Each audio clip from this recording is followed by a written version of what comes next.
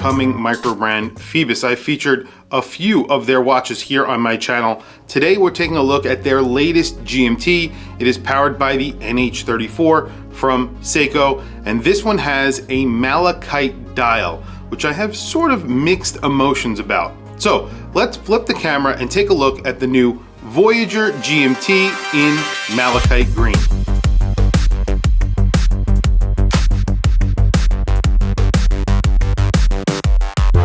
So here it is. This is the Voyager from Phoebus. This is their new GMT. This is the malachite dial with a green and black bezel. We'll talk about that in just a minute. This is a GMT. It is powered by the Seiko NH34. That means it's an office GMT. It is the GMT hand that moves when you are setting the GMT in the first position of the crown. I'll show you that functionality a little bit later on. Now the dial is very glossy and it is malachite, so you're getting a lot of reflection that is not from the sapphire crystal. It's actually from the dial. You do get a dome sapphire crystal with AR coating. However, it is the dial that is creating all of that reflection. So that would be my first complaint about this watch. If you are worried about reflection, this has a lot of it, and that is because of that dial. If it had a matte dial, you would not have that problem. You also get a glossy bezel on here, which is ceramic. So this is a very loud watch. It's in your face, and there's a lot of different reasons for that. That ceramic bezel is lumed, and it is green and black. Then you have gold tone indices, hands, and printing on the dial. You even get gold tone in that date wheel. The date wheel is misaligned a little bit on this version, so I will point that out right there. It is aligned to the right slightly, and it almost cuts off the edge of the date. And I'll do a close-up so you can see what I'm talking about. I've gone around the date wheel, and that is the case for almost every single double-digit date. Unfortunately, I think that's just an issue or a quality control issue with the watch. You do get a bi-directional bezel. As I mentioned, it is ceramic. You can see there, it does line up really well. It's a little bit wobbly, but not bad at all. And you do have a little bit of a quirky handset here. So you have a sword hand for the hour, a fence post hand for the minutes, kind of mismatched, but not terrible. And then you have a lollipop. That lollipop does have lume on it, and they usually use around 15 layers of BGW9, I believe. So this should have a really good lume shot towards the end of the video. You have a gold surround around that date, and then you have printed in gold, sort of a gilt color to it, is a minute track, and then it has the Phoebus logo right there, and then it just says GMT down below the hand stack right above the 6 o'clock date window. Also, the GMT hand is in green, so it's gold and the tip is painted in green. So when it's not sitting above an index, it sort of disappears. So if you need to see the GMT hand, it will be a little bit hard when it's sitting between two of the different indices on the dial. So that is something to keep in mind. It's not incredibly legible. However, the watch is pretty legible. It's the GMT that's not as legible. Very quickly, let's do some measurements, and then we'll talk about the bracelet as well. 38 millimeters, so I'm measuring 38.4.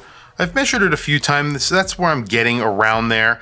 And then the lug to lug on here is around 45 millimeters, so 44.8. It's around 49 millimeters at the bracelet. You do have a really beautiful bezel on here, and you can see it sits really high. There's a coin edge on it. It is polished, but it's very grippy. You have a different pattern on it. It looks really good. A really nice size crown, and it is signed with the Phoebus logo, 6.3 millimeters. And then of course, you have polishing all the way down the center of the multi-link bracelet.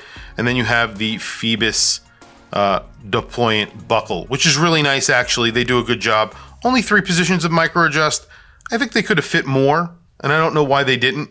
They don't give you half links, so it would have made a lot more sense to give you a couple of more positions in the micro adjust. You do get screwed links, and they are very big screws. This is a very substantial and chunky bracelet, so very nice. And then of course the case back with the Phoebus logo, which I love. of course, the octopus, and then it gives you information on the watch. I think this is a very good looking watch. It is an homage to probably the Submariner and the GMT Master. You get a lot of that in the case with the crown guards here and the shape of the watch from the sides. And then you have a little bit of curvature here, which is a little bit different, but you know, nothing too crazy or inventive. But it is definitely an homage to, you know, Rolex in general. The GMT Master is what I would say. Maybe the new Sprite, the left-hand drive, but you do get a Malachite dial on here, which is different. And I'm not sure if they're charging extra for the Malachite dial. I would imagine they would, because it does make sense that they would charge more for a stone dial, something that's a little bit different. Obviously costs more money to actually create. Now this watch, I would imagine, is going to come in around $300 to $400. I have no idea what the price will be, but I will put a link down to their website. They have these up for pre-order. However, the price is not there yet. So if you are interested in this watch, definitely check out their website. By the time I publish this, hopefully that price will be available. Very quickly, let me show you the watch that I have on my wrist. Then I'm going to throw this watch on my wrist, and then we will do a quick Lume shot. Very quickly, today I have on the Omega Speedmaster 57. This is a hand-wound chronograph, and it is obviously inspired by the 1957 Speedmaster. Really a very cool watch. It has a dual register layout, which is not period correct or accurate to the 1957 Speedmaster, but you do get a boxed sapphire crystal on here. And then of course, a hand wound coaxial movement in here, which looks phenomenal. This really is a very good looking watch. And I think it's around 40 millimeters, I would say. Yeah, so it's 40 millimeters. Pretty expensive watch though. I think these are going for like 8 grand, somewhere around there. So for a Speedmaster, that is pretty expensive.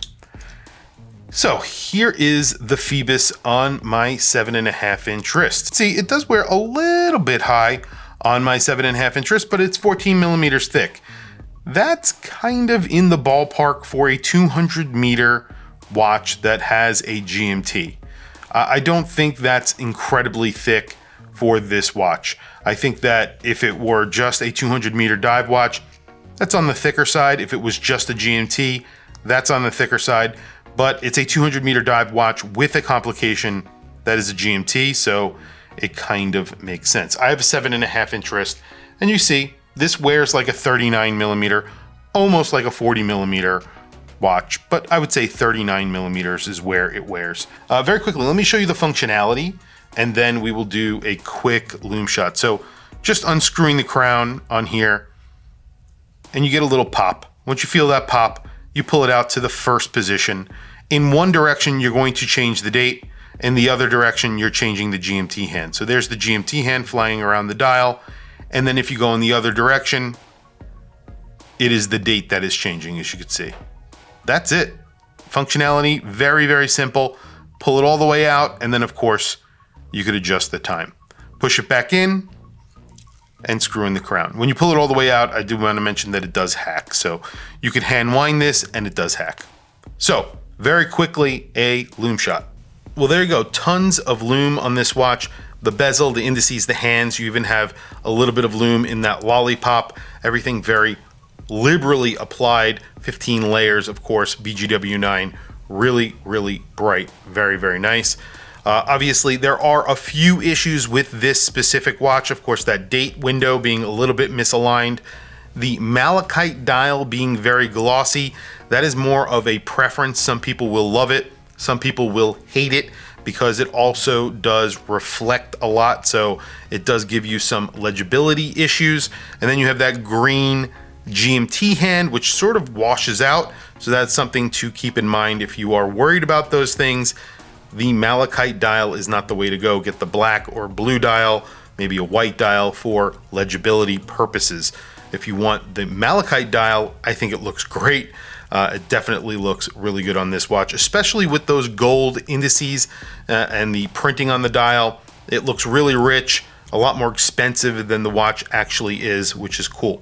Tell me what you guys think down in the comments below. What do you think of this watch? What do you think of Phoebus in general? I think this is a very good looking watch, and obviously that malachite, something special, something that you don't get from other brands currently. There are a few brands that are doing it, micro brands I'm talking about here.